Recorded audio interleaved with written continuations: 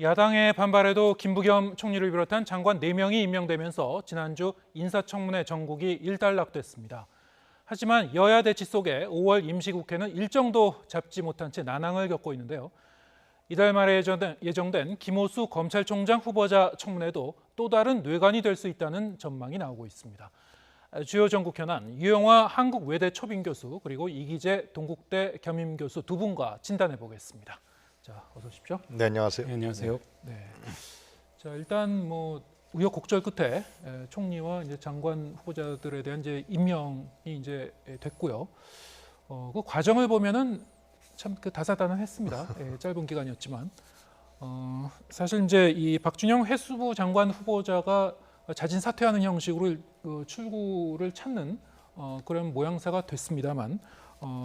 이 인사청문회와 이제 임명까지의 그 과정 보시면서 어떤 생각을 하셨습니까?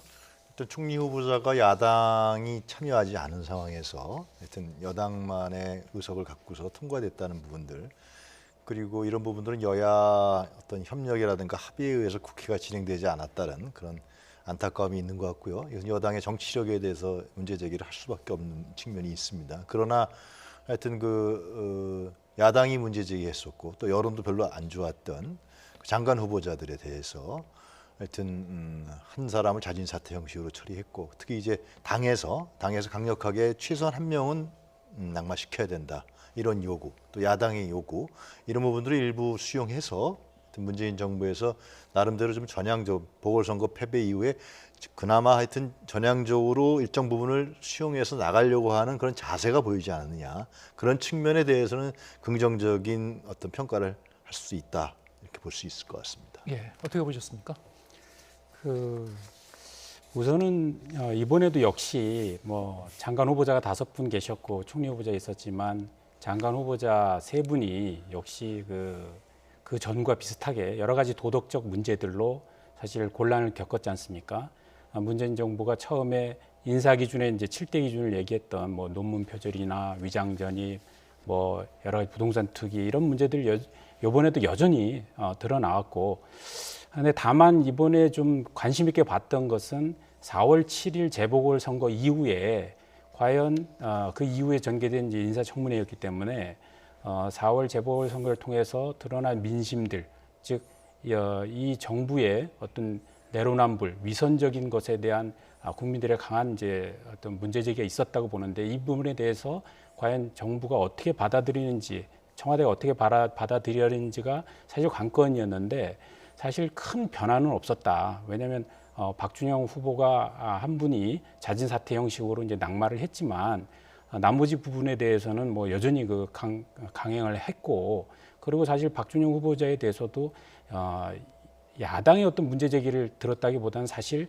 여당 내에서의 문제 제기를 수용하면서 여당 내 분열을 좀 치유하는, 분열을 좀 막는 그런 결과 아니었나 이렇게 생각해서, 사실 인사청문회 전 과정에서 그 전과 크게 달라진 모습을 발견할 수 없었다, 이렇게 좀 말씀드리고 싶습니다.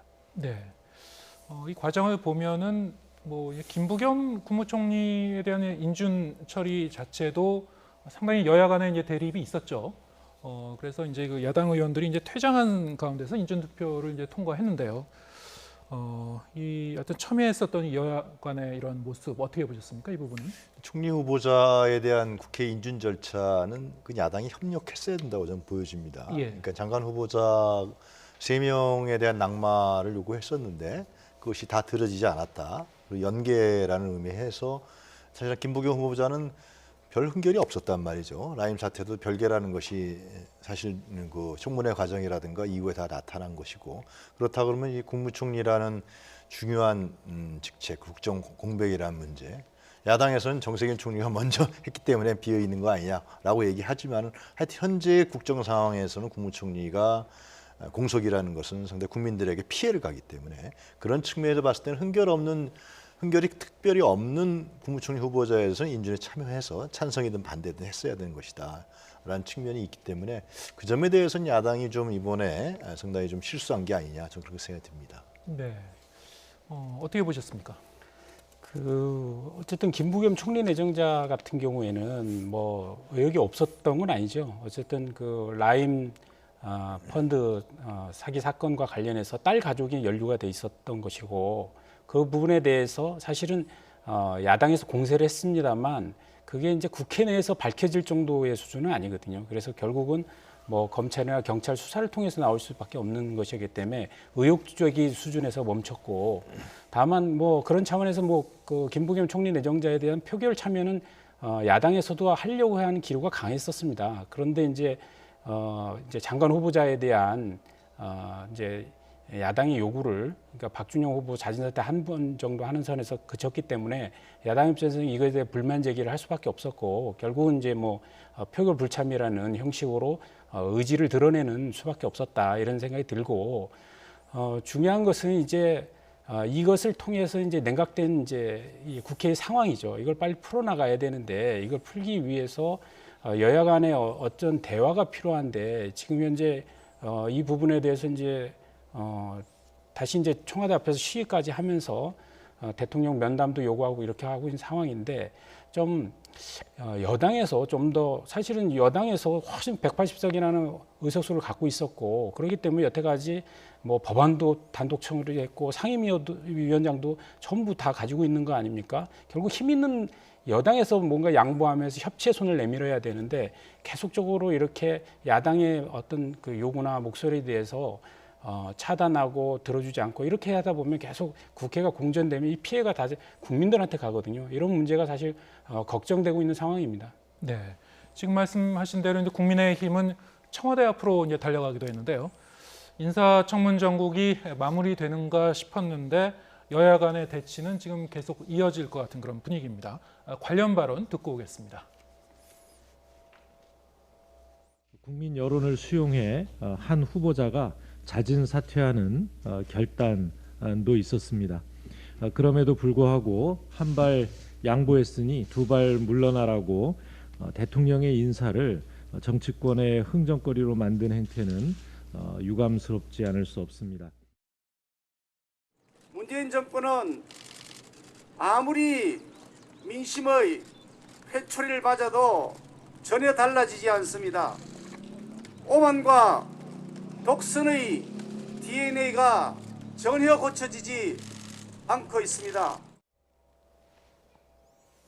네, 사실 이제 김기현 원내대표 같은 경우에는 이번에 이 대통령 면담을 이제 요청하기도 했었죠. 하지만 이제 문 대통령은 이 임명을 이제 강행을 했는데요.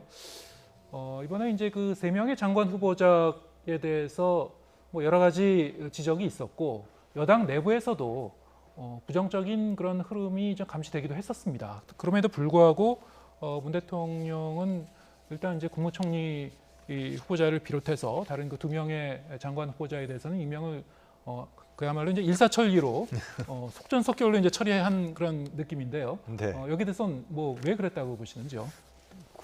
하여튼 여권의 원내대표라든가 원내대표 지도부가 좀 더 야당과의 협상을 통해서 좀 원만하게 이끌었으면 더 좋았겠죠. 그러나 제가 협상 내용의 구체적인 부분은 잘 모르겠지만은 하여튼 이 국무총리 후보자의 부분을 자꾸만 끌다 보면은 국정 운영에 있어서 주도권을 놓친다. 뭐 그러한 정치권 내의 어떤 그 판단에 했던 것 같아요. 그런데 이제 그런 점이 있는 것이죠. 그러니까 이 박준영 노영욱 장관 후보자 같은 경우는 지금 장관이죠.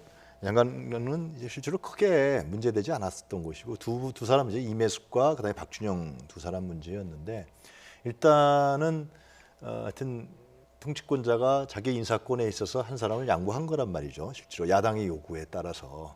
근데 그것은 뭐냐면은 이 국회 청문회 제도라는 것이 뭐 국회 동의를 필요한 건 아니란 말이에요. 장관 후보자가 국회의 견제와 비판을 위한 제도적 측면이 있는 것이에요.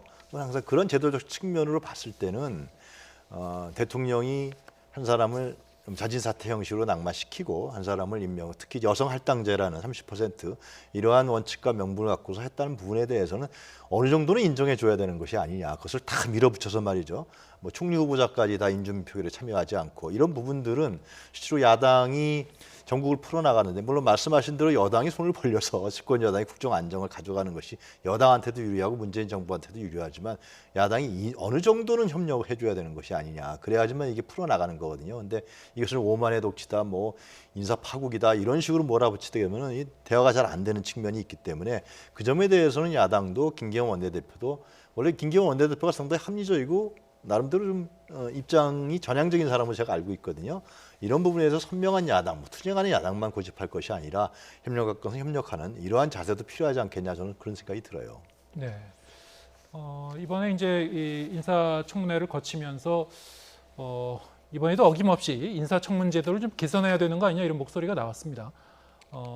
이번에 나온 그 여러 가지 이 청문제도 개선에 대한 입장 관련 발언 차례로 들어보고 오겠습니다.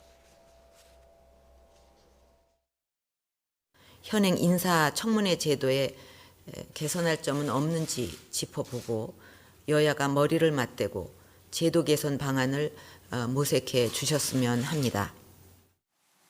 능력 부분은 그냥 제쳐두고 오로지 흠결만 놓고 따지는 그런 청문회가 되고 있습니다. 이런 청문회 제도로서는 정말 좋은 인재들을 발탁할 수가 없습니다. 네, 지금 들으신 거는 이제 여야가 바뀔 때마다 지금까지 이 청문제도 개선에 대해서 입장이 서로 이제 이렇게 바뀌면서 계속 좀 이어져 온 그런 측면이 있었는데 지금 이제 녹취를 통해서 저희가 이제 확인해 본 거고요. 지금 민주당 내에서는 그 인사청문제도를 앞으로 이 어떤 정책적인 측면 그리고 어떤 도덕성 측면 이것을 이제 분리해서 이제 검증하는 방안을 지금 논의하고 있습니다. 이 도덕성에 대한 청문회는 좀 비공개로 진행하고 정책적 어떤 그 역량은 이제 공개적으로 이제 검증하는 이런 안이 지금 그 논의가 되고 있는데 자 지금까지 얘기되고 있는 이런 개선안에 대해서는 어떻게 보셨습니까? 그 아까 나왔듯이 이제 박근혜 대통령, 문재인 대통령 워딩이 나오는데 어쩜 이렇게 똑같은 워딩을 하는지 모르겠어요. 그러니까 뭔가 제도를 만들 때 항상 자신들이 집권한다 이런 생각을 하고 제도를 만들면 제도가 이루어질 수가 없죠. 그러니까 집권할 수도 있고 집권하지 못할 수도 있다라는 가정을 하에서 서로가 제도를 만들면 집권한 쪽에서 전행을 못하게 그리고 집권하지 못한 쪽에서도 충분한 의사가 반영될 수 있는 좋고 합리적인 제도가 나올 텐데 항상 이게 공수가 교대되다 보니까 국민들 입장에서는 다 똑같은 사람들이 이렇게 돼버리는 거거든요. 이게 참 안타깝고 사실 어떤 도덕성 검증과 능력 검증을 좀 구분하자. 그리고 도덕성 검증은 좀 비공개로 했으면 좋겠다. 이런 거는 사실 공감대가 굉장히 높았던 편입니다. 그런데 이제 지금 이번에 이제 여론조사를 보니까 국민의 76%가 이 도덕성을 비공개로 검증하는 걸 반대한다라고 여론이 돼 있더라고요. 예. 그게 뭐냐면 결국 국민들의 목소리는 그런 것 같아요. 지금 문재인 정부 들어서서도 여전히 장관 후보자들은 다 도덕적 흠결이 있는 거예요. 그러면 도덕적 흠결이 있는 것을 비공개 청문회를 한다라고 하면 뭐냐면은 결국 도덕성 검증은 자신들 그러니까 국회에서 정치권에서 자체적으로 하면서 그걸 감추고 국민들에게 공개하지 않겠다는 얘기 아니냐. 그러니까 비도덕적 인사를 쓰겠다는 얘기 아니냐라는 말로 들린다는 거죠. 결국은 아무리 좋은 제도를 이야기를 해도 국민들에게 이미 여러 가지 보여준 모습 속에서 도덕적으로 결함이 많은 사람들을 내정하고 장관을 시킨 이게 계속 지금 진행돼 왔기 때문에 불신이 쌓여있기 때문에 국민들의 신뢰받기가 어렵다고 생각이 들고 저는 제도도 제도지만 결국 신뢰 회복을 위한 정치권의 노력 이런 게 좀 선행돼야 된다 이런 걸 말씀드리고 싶습니다. 근데 네. 이제 그런 도덕성 부는 부분들이 제도상의 운영상의 문제인데요. 문제인데 세상 할 사람이 없다 이런 얘기들이 그건 어느 정권에서나 나왔던 거거든요. 그러니까 특히 가족 문제까지도 파헤쳐버리니까 그러다 보면은 누가 장관을 하겠냐 능력 있는 사람이 자질 있는 사람이 그런 측면에서 봤을 때는 좀 둘로 나눠서 비공개로 하고 도덕성 문제는 그다음에 능력과 자질을 국회 청문회에서 공식적으로 오픈해서 하는 것이 좋지 않겠냐 이런 안은 뭐 이번만 나온 게 아니라 그전부터 나왔다라는 생각이 들고요. 그것은 제도상 운영상에 있어 그래서 도덕성이라는 문제를 검증하지 않다는 건 아니라는 말이죠. 구분하게 되면은 그리고 또 하나 문제는 우리나라 인사청문회 제도라는 것이 제가 알기로는 DJ와 노무현 정부 때 전 장관으로 다 확대됐어요. 그전에는 그렇지 않았거든요. 근데 인사청문회 제도는 미국에서 이제 채용된 것인데 미국 같은 경우는 상당히 다르죠. 연방 국가라는 것을 건설하면서 대통령 권력과 그리고 국회 상원 권력이 인사권 문제에 대해서 같이 공유하는 측면에서 인사청문회 제도를 한 거란 말이에요. 그래서 사실상 연방의 공무원들은 대부분 거의 대부분 상원에서 오케이 하지 않으면 임명이 안 돼요. 그것은 실제로 그 연방 공무원에 대한 권력을 둘이 나눈 거거든요. 근데 우리나라는 이게 다른 거죠. 우리나라는 대통령 중심제 국가고 제도적으로 일단 그리고 대통령이 임명한 장관에 대해서는 대통령이 책임지는 제도거든요. 그러니까 정치적 논란이 있거나 아니면 상당히 비교적으로 중요한 부처에 있는 장관이라든가 이런 사람들은 국회 정문회 제도를 통해 갖고 확실하게 능력 가결을 검토하더라도 그렇지 않은 부분들까지도 다 해서 이것을 그러면 대통령이 임명하고 대통령이 책임지게 만들어야 되는 것인데 이런 측면들은 제가 봤을 때는 미국의 인사청문회 제도가 좀 우리한테 과다 채용된 측면이 있다. 네. 이런 부분들은 개선할 필요가 있고 또 지금이 저는 적기라고 봐요.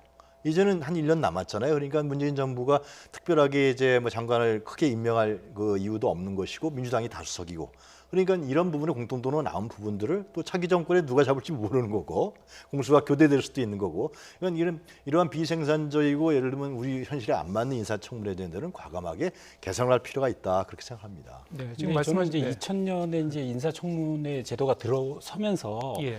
사실 도덕적 기준들이 국민의 눈높이도 그렇고 어떤 관료들 사회에서의 도덕적 기준도 굉장히 높아졌다고 저는 생각이 됩니다. 왜냐하면 실제로 이런 인사청문회를 보면서 느끼는 것들은 뭔가 나중에 자기가 큰일을 해야겠다는 사람들은 본인의 신변 정리를 확실히 해야겠다는 걸 실제 느끼게 하거든요. 예. 그런 측면에서 사실 지금 뭐 위장 전입이니 뭐 논문 표절이니 각종 제기되는 의혹들을 보면 거의 다 굉장히 오래됐던 것들이 많이 드러나는 거예요. 그러니까 최근에는 관리를 하고 있다는 거거든요. 그런 면에 의해서 도덕적 기준이 높아지는 것은 굉장히 장점으로 꼽히고 있다. 이런 말씀을 드리고 싶고 그다음에 과연 이걸 비공개로 전환하면 그러면 정말 그 어떤 망신주기 이런 것은 없어질 것이냐 이렇게 보면 전 또 그렇지도 않을 것 같아요. 비공개로 한다 하더라도 그 안에서의 내용들이 그 국회의원의 입을 통해서 밖에서 또 언론을 통해서 다 드러나거든요. 그래서 오히려 더 그냥 확대 재생산되고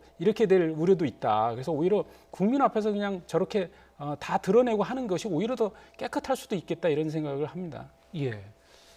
뭐 개선의 어떤 그 기본 취지에 대해서는 뭐 여야가 다 공감할 수 있는 부분이 있을 수 있겠습니다만 지금 말씀하신 대로 국민들이 이제 납득할 수 있게 신뢰할 수 있는 방향으로 앞으로 좀 더 논의가 돼야 될 것 같고요. 자, 이번 그 인사청문 전국이 지금 끝난 게 아니죠. 김호수 검찰총장 후보자 같은 경우에는 사실 이달 초에 지명되고 나서 지금 한 열흘 이상이 지난데도 그 청문회 날짜조차 잡지 못한 상황입니다. 지금 이 김 후보자 같은 경우에는 일단 뭐 정치적 중립성 문제가 이슈로 올랐었고 또 본인의 이제 그 로펌 근무하면서 받은 돈이 얼마라는 뭐 그런 기사도 나왔었죠. 여러 가지 뭐 이슈가 있겠습니다만 일단 이 청문회 과정이 또 그렇게 순탄하지 않을 것 같습니다. 지금 상황으로 보면은 여야 관계가 이제 계속 좀 냉랭해지면서 어떻게 전망하시는지요?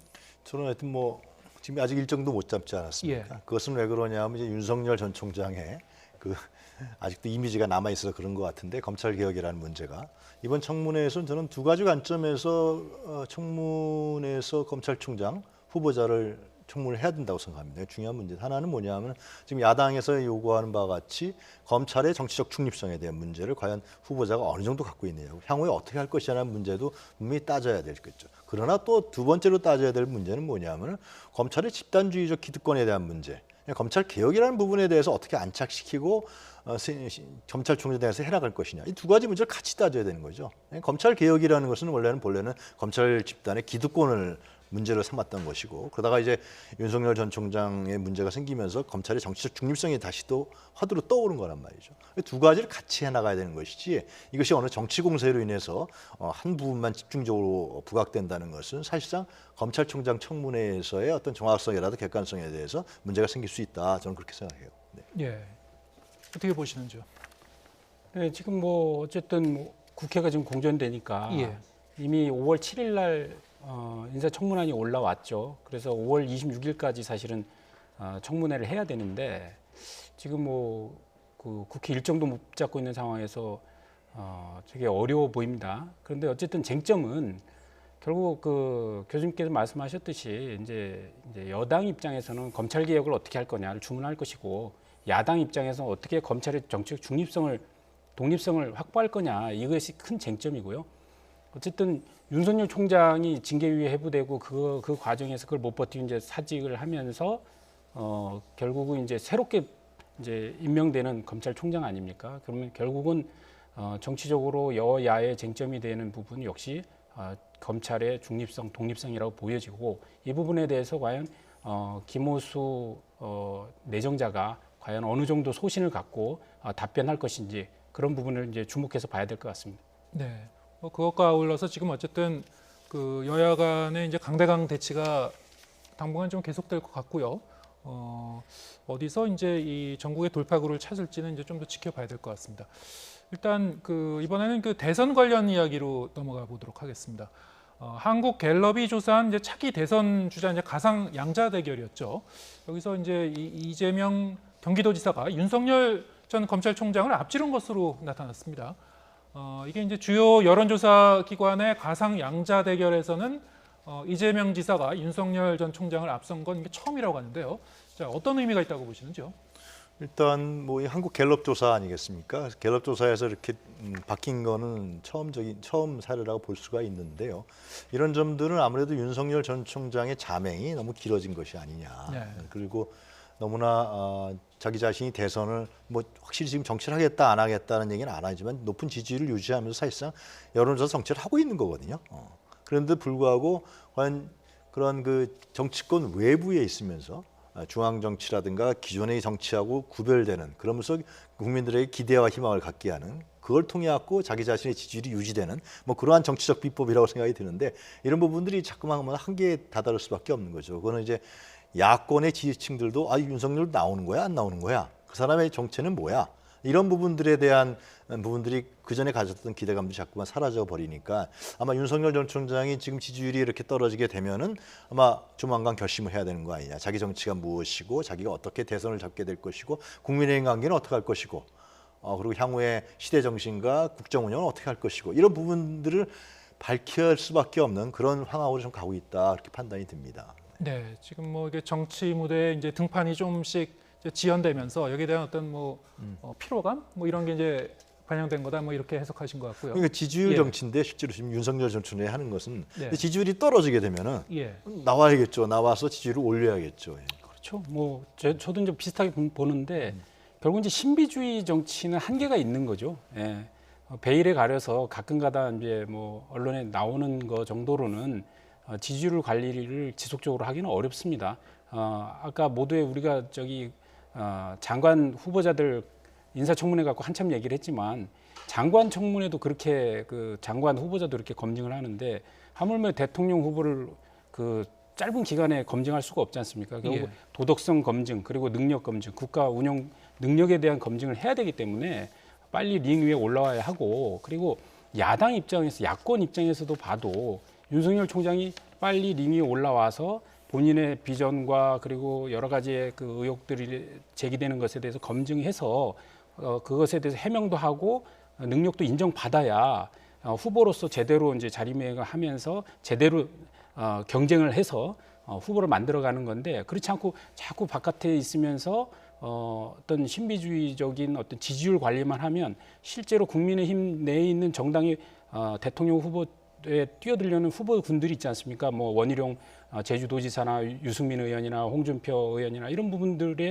분들의 지지율도 계속 억누르는 그런 효과가 있기 때문에 빨리 링에 올라와서 하려면 해야 한다, 이런 말씀 드리고 싶습니다. 네, 그럼 뭐 지금 시점에서 뭐 정치 무대에 이제 등장하게 되면은 바로 어떤 뭐 이런 그 반등하는 효과를 예상할 수 있습니까?